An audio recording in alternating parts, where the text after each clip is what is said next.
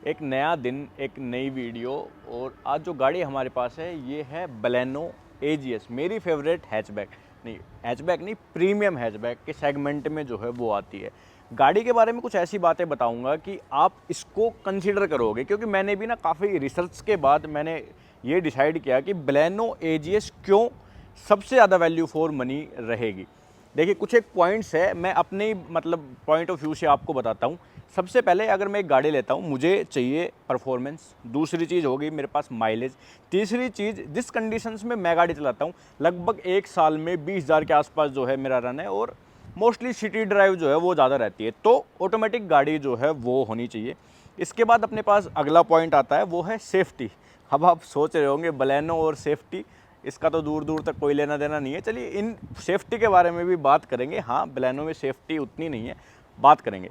सबसे पहले अगर मैं शुरुआत करूं कि वेरिएंट ये क्यों चूज़ किया, बलेनो डेल्टा एजीएस सिग्मा से ऊपर आता है, ये चूज़ करने का पहला रीज़न तो है कि एजीएस यही है। मतलब बलेनो के अगर ऑटोमेटिक वेरिएंट्स आप देखते हैं तो बेस मॉडल यही आपके पास आएगा।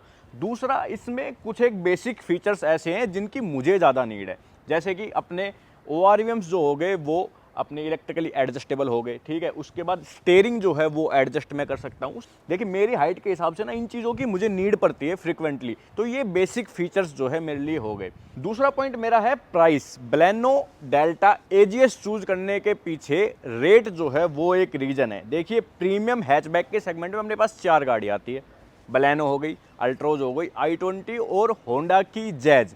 चारों में से अगर सबसे सस्ती ऑटोमेटिक मैं देखूं तो बलेनो ही है। 8,87,000 रुपये ऑन रोड आता है इसका गुड़गांव में।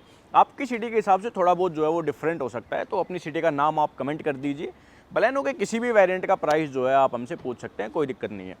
अब i20 की अगर बात करें तो i20 जो है वो महंगी है। अल्ट्रोज भी 9,60,000 के आसपास जो है वो आती है, तो अल्ट्रोज भी महंगी है। जैज तो भाई 10 लाख से ऊपर की जो है वो गाड़ी है, तो जैज भी नहीं। हाँ, इसमें जो गेयरबॉक्स है वो हालांकि एजीएस आता है, सीवीटी और डीसीटी वाला ऑप्शन नहीं है, बट मेंटेनेंस भी तो कम है एजीएस का। अगर मैं सीवीटी लेता हूँ तो वहीं हाई मेंटेनेंस जो है मेरे को पड़ जाएगा और एवरेज कम हो जाएगी। दूसरा पॉइंट था ना मेरा एवरेज, वो बहुत बड़ी खासियत है बलेनो की। अब आते हैं परफॉर्मेंस के ऊपर। देखिए, सबको पता है मारुति के इंजन जितने रिफाइन है ना उतने किसी के नहीं है।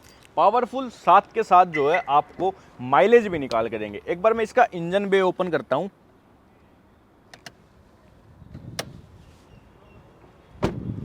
बलेनो में अपने पास आता है 1200 सीसी का नेचुरल एस्पिरेट पेट्रोल इंजन। अब ये जो इंजन है ये सेगमेंट में सबसे ज़्यादा पावरफुल है। अगर हम नेचुरल एस्पिरेट ही देखते हैं, आप i20 का ले लो, अल्ट्रोज का ले लो, सबसे ज़्यादा पावरफुल है। साथ ही एवरेज सबसे ज़्यादा जो है वो निकाल के देता है। 89 bhp और 113 न्यूटन मीटर के आसपास का टॉर्क है, और रिफाइनमेंट के मामले में इससे बढ़िया कुछ नहीं है। कैबिन इतना इंसुलेट है, इंजन इतना रिफाइन है कि आपको कोई जो है वो आवाज़ नहीं आएगी इंजन की गाड़ी के अंदर। जैसे कि अगर आप अल्ट्रो चूज करते हैं तो उसका 3 सिलेंडर इंजन है, आपको आवाज़ें जो है वो इंजन के अंदर आती रहेगी। अल्ट्रोज सेफ है, लेकिन उसको चूज ना करने के पीछे सबसे बड़ा रीज़न जो है मेरे पास यही था कि उसका 3 सिलेंडर इंजन। और टर्बो पे मैं जाना नहीं चाहता, क्योंकि एक नेचुरल एस्पिरेट ही चाहिए, और प्राइस जो है वो भी इतना ही 9 लाख के आसपास की जो है वो गाड़ी चाहिए थी।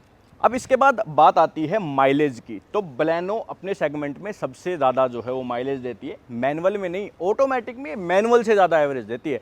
मैनुअल की अगर बात करें तो 22.3 के आसपास जो है इसकी एवरेज है, और ऑटोमेटिक में 22.9। हाँ, थोड़ा बहुत जो है पॉइंट में ही डिफरेंस है, लेकिन ऑटोमेटिक में काफ़ी बढ़िया जो है वो माइलेज है। मेरे हिसाब से मैं लगभग एक साल में 20,000 किलोमीटर गाड़ी चलाता हूँ, तो ये मेरे को काफ़ी मेरा पैसा जो है वो बचा के देगी। एक टैंक में ये लगभग 850 किलोमीटर जो है वो चल जाती है। एग्जैक्ट 849 है अपने ऑटोमेटिक वेरिएंट में। मैनुअल में 837 के आसपास जो है वो इसकी रेंज आती है, और गाड़ी का वेट लगभग 950 किलो है। अब जो सेफ्टी वाला पॉइंट है, चलिए उसकी बात करूंगा तो मैं लास्ट में, उससे पहले फीचर्स की जो है वो बात कर लेते हैं। अब जो बेसिक फीचर्स मैंने बताए थे, बेसिक फीचर में अब सनरूफ तो आती नहीं, क्योंकि सनरूफ की किसी को ज़रूरत होती, किसी को नहीं होती, लेकिन हाँ एक रिमोट सेंटर लॉकिंग जो है वो होना काफ़ी ज़रूरी है, वो आपको इसके बेस वेरिएंट में मिल जाएगा। उसके बाद जो आपके ORVMs है वो इलेक्ट्रिकली एडजस्टेबल जो है वो आपको मिल जाएंगे। देन आपका जो स्टीयरिंग है वो आप एडजस्ट कर सकते हैं। ऑटोमेटिक एसी मारुति जो है वो बलेनो के बेस वेरिएंट से देता है। हालांकि मेरे को ऑटोमेटिक एसी की ऐसी नीड नहीं है, बट ये बेस वेरिएंट से स्टैंडर्ड है तो काफ़ी अच्छी बात है। मेरे को सेकंड वेरिएंट में ही ऑटोमेटिक एसी जो है वो मिल गया। इसके बाद एक 4 स्पीकर का म्यूजिक सिस्टम जो कि अपने को एंड्रॉइड ऑटो, एप्पल कारप्ले की भी सपोर्ट दे देता है, तो ये एक काफ़ी अच्छा फीचर है। देन स्पेस जो है वो बलेनो में काफ़ी है। जिस हिसाब से स्पेस मैनेजमेंट किया था मारुति ने, काफ़ी बढ़िया है। 5 बंदे आराम से जो है बैठ के जा सकते हैं। बूट में भी काफ़ी बढ़िया स्पेस है। 337 लीटर का जो है इसका ओवरऑल बूट स्पेस है, जो कि इनफ है मेरे हिसाब से। एक हैचबैक में इतना बूट स्पेस इनफ है, तो ये इसकी कुछ खासियत होगी। इंटीरियर आप देखेंगे ना, एक प्रीमियम हैचबैक है तो उस हिसाब का इंटीरियर भी है। डोर्स पे आपको फैब्रिक जो है वो मिल जाता है, सॉफ्ट टच, एंड डैशबोर्ड भी काफ़ी जो है वो ठीक ठाक मारुति ने बनाया है न्यू बलेनो का। उसके बाद लाइटिंग्स में भी जो है वो काफ़ी बढ़िया काम किया है। बेस वेरिएंट से ही आपको हेलोजन बेस्ड जो है वो प्रोजेक्टर मिल जाता है। पीछे वाली लाइटें जो है वो भी इसकी LED है। देन डिफोगर जो है वो भी डेल्टा वेरिएंट में अपने पास आ जाते हैं। तो ओवरऑल एक बढ़िया पैक है, फीचर का कोई दिक्कत जो है वो मुझे नहीं है इससे। अब जो आखिरी पॉइंट है, जो कि शायद प्रायोरिटी जो है वो होना चाहिए, वो है सेफ्टी। सेफ्टी के मामले में बलेनो से ऊपर अपनी अल्ट्रोज भी है और होंडा की जैज भी है, क्योंकि होंडा की जैज भी 4 स्टार रेटेड है। हाँ, i20 को आप इसके अप्रोक्स जो है वो कंसीडर कर सकते हैं। हालांकि ग्लोबल एनकैप का अभी कोई टेस्ट नहीं हुआ है बलेनो के ऊपर सेफ्टी का, ये वाले वेरिएंट के ऊपर। इससे पीछे वाले पे हुआ था, 2 स्टार जो है उसने अचीव किए थे, जो कि काफ़ी कम है। बट मारुति का इस बलेनो पे कहना था कि उन्होंने काफ़ी जो है वो इम्प्रूवमेंट किए हैं इसके ओवरऑल बिल्ड क्वालिटी में। जैसे मटेरियल्स जो है वो हाई क्वालिटी के इन्होंने लगाए हैं। डोर का थर्ड वगैरह अब सुनता हूँ ना मैं ये वाले बलेनो का, तो थोड़ा सा मेरे को जो है वो इम्प्रूवमेंट लगता है। हाँ, 5 स्टार जितना तो नहीं है, बट इम्प्रूवमेंट है। 3 स्टार के आसपास जो है मैं अब इस बलेनो को कंसिडर कर सकता हूँ। ओवरऑल जो मतलब वेट गाड़ी में दिख रहा है उस हिसाब से कोई टेस्ट वगैरह जो है नहीं है, ना कि मारुति ने कोई चीज़ ऐसी क्लेम की है। सेफ्टी में मैं थोड़ा कॉम्प्रोमाइज़ कर रहा हूँ, क्योंकि मेरे लिए प्रायोरिटी जो है वो है एक तो रिफाइन इंजन और माइलेज। उन दोनों के पीछे मैंने हल्का सा जो है वो सेफ्टी में कॉम्प्रोमाइज़ किया है। ऑल्दो अगर आप इसके ऊपर वाले वेरिएंट्स लेते हैं, टॉप मॉडल अगर आप लेंगे, तो आपको 6 एयरबैग्स जो है उसकी सपोर्ट मिल जाएगी और काफ़ी कुछ चीज़ें जो है वो सेफ्टी में इम्प्रूव होगी। फीचर्स भी काफ़ी इम्प्रूव हो गए, जैसे आपकी HUD जो है वो वहाँ पे आ जाएगी, 360 डिग्री कैमरा की सपोर्ट आ जाएगी, बड़ा आपके पास टच स्क्रीन जो है वो आ जाएगा, और एक अच्छा प्रीमियम इंटीरियर जहाँ पे लेदर वगैरह का जो है वो यूज किया गया है, वो भी आपको टॉप एंड वेरिएंट्स में मिल जाएगा। अब सेफ्टी के लिहाज से जो डेल्टा वेरिएंट में मिलता है वो मैं आपको बता देता हूँ। तो जो स्टैंडर्ड्स है अपने ABS, EBD, फ्रंट डिस्क, वो तो चलिए है ही। उसके अलावा मुझे इसमें मिल जाता है एक तो ट्रैक्शन कंट्रोल, उसके बाद जो मुझे मिल जाता है वो है हिल होल्ड कंट्रोल। अब इस गाड़ी में जो है सिर्फ आपको ये फीचर मिलेगा। दूसरी ऑटोमेटिक गाड़ी अगर आप i20 लेते हैं, आप वो अल्ट्रोज लेते हैं, तो वहाँ पे ये चीज़ मिसिंग मिलेगी, और कहीं ना कहीं ये चीज़ जो है मैं कंसिडर करता हूँ। ट्रैक्शन कंट्रोल जो है उसका मैंने बता दिया, मिल जाएगा। इलेक्ट्रॉनिक स्टेबिलिटी प्रोग्राम जो है वो भी मेरे को बलेनो में मिल जाएगा। तो कुछ इतने सेफ्टी फीचर्स, ट्रैक्शन फीचर्स आप कह सकते हैं, ये सारी चीज़ें मुझे मिलती है। बाकी लुक्स वगैरह तो देखिए सबका अपना अपना ओपिनियन होता है, कौन सी गाड़ी किसको पसंद आती है कुछ कह नहीं सकते। मेरे हिसाब से बलेनो के लुक्स जो है वो भी काफ़ी बढ़िया है। और ये चीज़ जो आप देख रहे हैं ना, ये वाली, ये इसकी एक्सेसरी का पार्ट है। ये गाड़ी देख के मत सोच लेना कि भाई इस आपकी गाड़ी में भी ऐसा आएगा। ये वाला एक्सेसरी का पार्ट है। साइड से अगर आप देखेंगे तो क्रोम जो है जिसका यूज़ किया गया है वो भी एक्सेसरी का पार्ट है। टायर वगैरह जो गाड़ी में आते हैं वो अलॉय नहीं आते, आपको नॉर्मल स्टील रिम जो है वो मिलेंगे, और व्हील कैप्स जो है वो भी उसमें आपको मिल जाएंगे। बलेनो के डेल्टा वेरिएंट में, सिग्मा में आपको व्हील कैप जो है वो नहीं मिलता। अब एक लास्ट पॉइंट और बता देता हूं, जो कि मैंने स्टार्टिंग में ऐड नहीं किया, क्योंकि कुछ लोग जो है उसको कंसीडर करते हैं, कुछ नहीं करते। देखिए मैं उसको कंसीडर करता हूँ, वो है गाड़ी की रीसेल वैल्यू। देखिए अब मेरे पास होंडा की एक गाड़ी है और उसकी रीसेल वैल्यू ना काफ़ी कम है। मतलब जब मैं उसे सेल करने की सोच रहा था तो मुझे काफ़ी चीज़ें जो है वो दिक्कतें आई, काफ़ी कम रेट जो है वो गाड़ी के लग रहे थे एज़ कम्पेयर टू बलेनो या फिर मारुति की कोई भी गाड़ी ले लो। अब ऐसा नहीं है कि आप एक गाड़ी खरीदते हो तो कुछ लोग कहते हैं कि भाई खरीदने तो दो, उसके बाद ही तो रीसेल की सोचेंगे।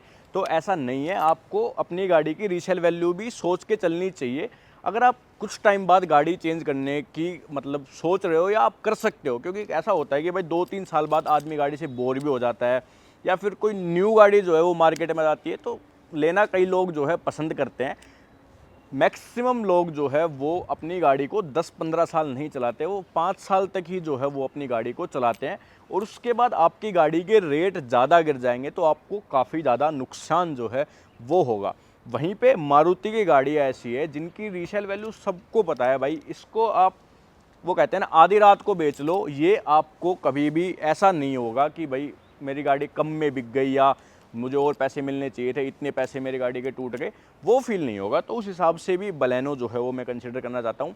मेंटेनेंस वगैरह तो सबको बताइए, मारुति का जो मेंटेनेंस है, इसके पार्ट्स वगैरह जो है वो हर कहीं अवेलेबल है, तो थोड़ी सहूलियत जो है वो हो जाती है। अगर कभी कोई दिक्कत आए तो ईजिली जो है वो गाड़ी रिपेयर हो जाए। सर्विस सेंटर भी बिल्कुल मेरे इलाके में देख लेना तो 5 सर्विस सेंटर है, एक लगभग 15 किलोमीटर के एरिया में 5 सर्विस सेंटर मिल जाएंगे मारुति के, जबकि और कंपनियों के सर्विस सेंटर काफ़ी दूर दूर भी है और काफ़ी कम भी जो है वो होते हैं।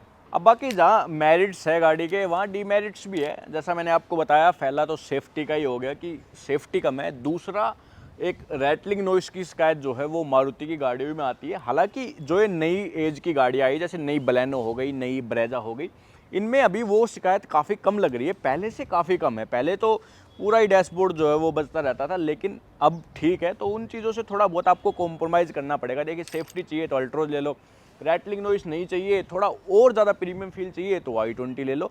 बाकी मैंने जो अपने पॉइंट रखे, मेरे हिसाब से बलेनो जो है वो काफ़ी ज़्यादा वैल्यू फॉर मनी है, और एजीएस वेरिएंट अगर आप लेते हैं तो आपको काफ़ी बढ़िया रहेगा। अगर आप गाड़ी ज़्यादा चलाते हैं तो आप ऑटोमेटिक पे जाओ यार, मैनुअल पे मत जाओ, पैर थक जाएंगे आपके क्लिच दबा दबा के ना सिटी में।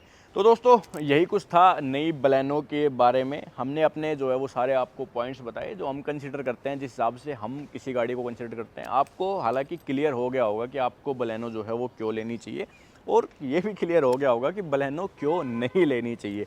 अगर आपको ये वीडियो अच्छी लगी तो आप जो है हमें कमेंट में बताइए, हमारी वीडियो को लाइक कीजिए, शेयर कीजिए, और चैनल को सब्सक्राइब जो है वो करते रहिए, ताकि हम ऐसी वीडियो आपके लिए लेके आते रहे। So thank you so much for watching this video. हम आपसे मिलते हैं ऐसी एक और वीडियो में।